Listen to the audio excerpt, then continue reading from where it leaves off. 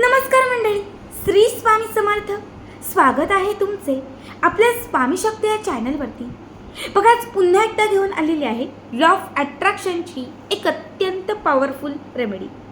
Law of attraction, जे उपाय तुम्हाला ऐकायला आवडतात, जे उपाय मला तुम्हाला सांगायला आवडतात आणि तेच उपाय तुम्हाला करायला आवडतात. आपल्यापैकी कितीतरी लोक असे आहेत की ज्यांना समाजात मान नाही.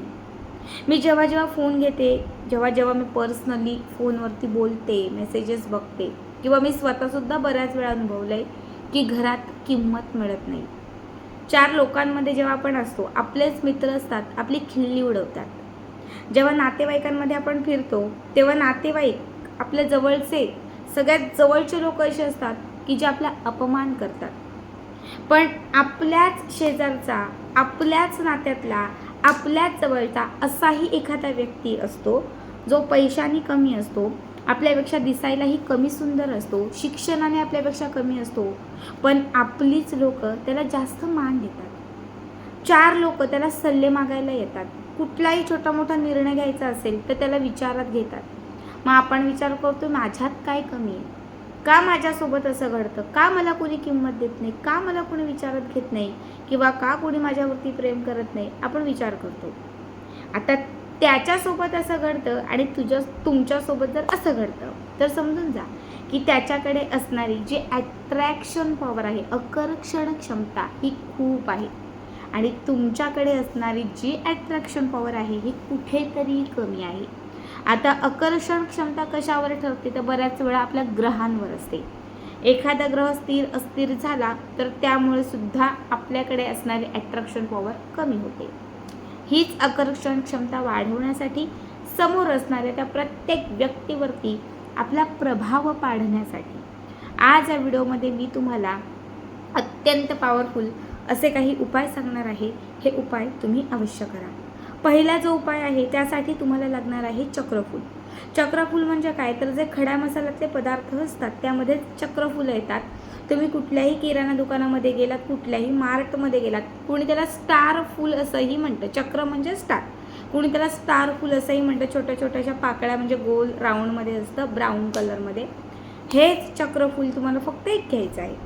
जे चक्रफूल तुम्ही घेतलेलं आहे या चक्रफुलाला तुम्हाला थोडीशी हळद लावायची आहे. दोनही साईडनी लावली तरीही चालेल. हे चक्रफूल तुम्हाला तुमच्या उजव्या हातात, बघा उजव्या हातात, हा जो खरं तर आपल्या हाताचा हा खोलगट भाग आहे, बघा हा खोलगट भाग आहे, हा शुक्राचा, हा उंचवटा शुक्राचा कारक आहे. पण हा आतला भाग जो असतो ना, हा गुरुचा कारक असतो. ज्याचा गुरु मजबूत असतो त्याच्याकडे आकर्षण क्षमता ही अत्यंत उत्तम असते, लोकांवरती त्याचा चांगला प्रभाव पडतो. म्हणून हे चक्रफूल थोडंसं हळद लावून तुम्हाला या गुरुच्या भागामध्ये ठेवायचं आहे. 5ही बोटांनी ते दाबायचं आहे. त्यानंतर तुम्हाला जो मंत्र सांगते तो मंत्र फक्त 21 वेळा म्हणायचा आहे. मंत्र व्यवस्थित आहे का? मंत्र आहे ओम ह्रीं श्रीं क्लीं. त्या व्यक्तीचं नाव घ्यायचं. ओम ह्रीं श्रीं क्लीं राहुल वश वश वश स्वाहा. ओम ह्रीं श्रीं क्लीं राहुल वश वश वश स्वाहा. हा मंत्र 21 वेळा म्हटलात की त्याच्यानंतर तुम्हाला हे चक्रफूल जर तुम्ही ट्रॅक टी शर्ट घालत असाल तर त्याच्या खिच्यामध्ये, तुम्ही ड्रेस घालत असाल पंजाबी तर ओढणीला, साडी घालत असाल तर साडीच्या पदराला 24 तास हे चक्रफूल तुम्हाला ठेवायचं आहे. 24 तास पूर्ण झाले की त्याच्यानंतर हे चक्रफूल तुम्हाला तुमच्या कपाळाच्या मध्यभागी लावायचं आहे. हे चक्रफूल जेव्हा तुम्ही कपाळाच्या मध्यभागी लावाल तेव्हा एकच चित्र डोळ्यासमोर आणायचं आहे. ज्या व्यक्तीच्या नावाने किंवा ज्या व्यक्तीसाठी हा उपाय केला आहे ती व्यक्ती तुमच्याकडे आली आहे, तुमच्याशी बोलती आहे, स्वतःहून फोन करते आहे, त्या व्यक्तीचं आणि तुमचं सगळं उत्तम सुरू आहे, असे एक पॉझिटिव्ह चित्र डोळ्यासमोर उभं करायचं. आणि त्याच्यानंतर हेच चक्रफूल एखाद्या भाजीमध्ये घालायचं. तुम्ही गोडसुद्धा काही बनवलं त्यात घालू शकता, भाजी बनवलं त्यात घालू शकता, काहीही कुठल्याही एका पदार्थामध्ये ते चक्रफूल तुम्हाला टाकायचं आहे आणि त्या व्यक्तीला तुम्हाला तो पदार्थ खाऊ घालायचा आहे. आता उपाय केल्यानंतर ते चक्रफूल मी 24 तास सोबत ठेवलं आणि त्याच्यानंतर जर ती व्यक्ती 8 दिवसातून भेटली, 15 दिवसातून भेटली, 1 महिन्यात मला भेटली चालेल.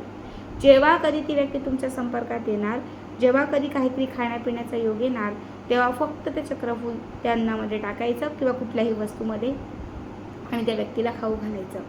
आता ती भाजी किंवा ती वस्तू दुसऱ्या कोणी खाल्ली तर चालेल का? तर हो, दुसऱ्या कुणीही खाल्ली तरीही चालेल, पण सगळ्यात आधी त्या व्यक्तीला द्या, जेणेकरून त्याचा जास्त प्रभाव त्या व्यक्तीवरती होईल.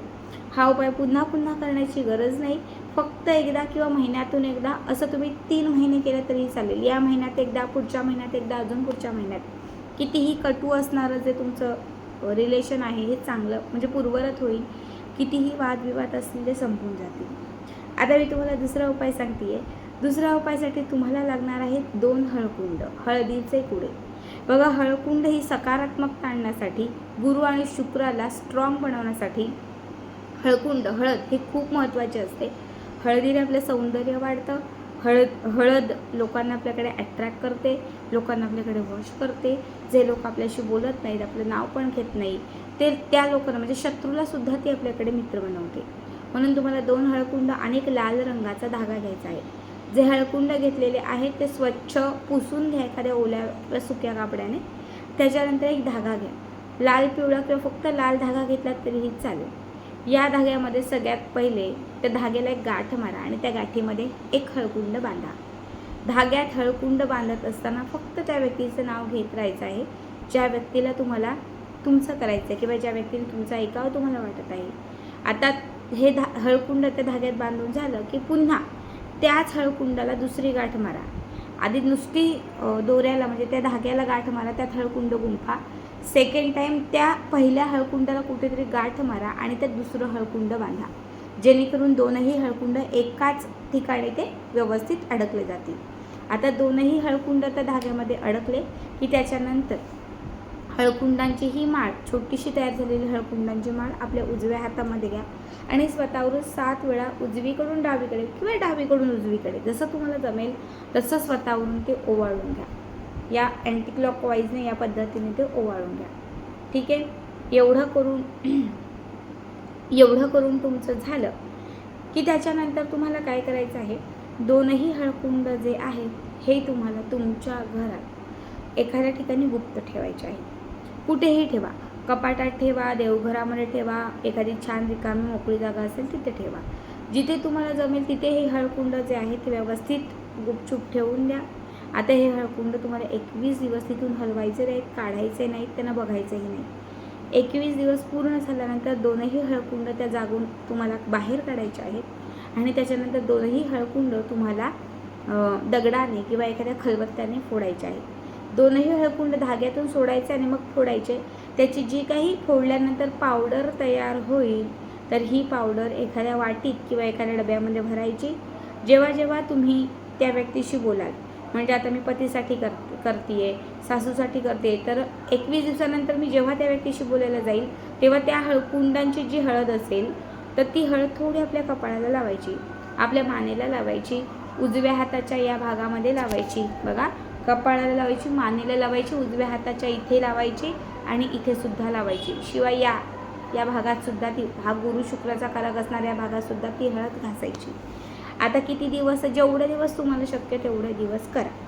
जेवढे दिवस तुम्हाला ती हळद पुरेल तेवढे दिवस ती कपाळाला, मानेला, इथे हाताला आणि इथे तुम्हाला ती लावत जायची आहे. हळद ज्या दिवशी संपेल त्या दिवशी तुम्हाला तुमच्यासमोर तुमचं नातेसंबंध असेल, ज्या व्यक्तीच्या नावाने हा उपाय केला आहे, ज्या व्यक्तीसाठी तुम्ही हा उपाय केला आहे, ती व्यक्ती पूर्णतः तुमची झालेली असेल.